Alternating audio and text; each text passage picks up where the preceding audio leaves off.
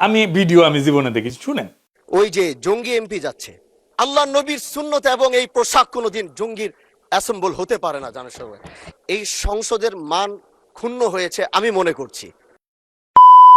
তিনার জানাজায় আমি এসেছিলাম এবং উপস্থিত হয়েছিলাম। দক্ষিণ প্লাজা থেকে যখন আমি ভিতরে ঢুকবো, একদম কাছাকাছি পিছন থেকে কেউ একজন আমাকে সম্বোধন করছিল, ওই যে জঙ্গি এমপি যাচ্ছে।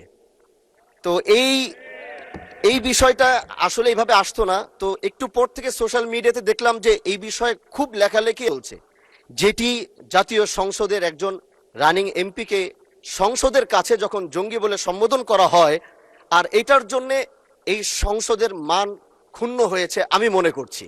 এজন্য আমি আপনার কাছে একটি অনুরোধ করব, আমাকে জঙ্গি বলার কারণটা আমি যতটুকু মনে করলাম যে আমার মাথায় একটি পাগড়ি রয়েছে এবং আমার চলায় সাদা পাঞ্জাবি সুন্নতে রাসূল রয়েছে, এটার জন্য হয়তো তিনি আমাকে ওইভাবে জঙ্গি বলে সম্বোধন সে আমাকে করেছে। আমি মনে করি আল্লাহ নবীর সুন্নত এবং এই পোশাক কোনোদিন জঙ্গির অ্যাসেম্বল হতে পারে না জানার সবাই।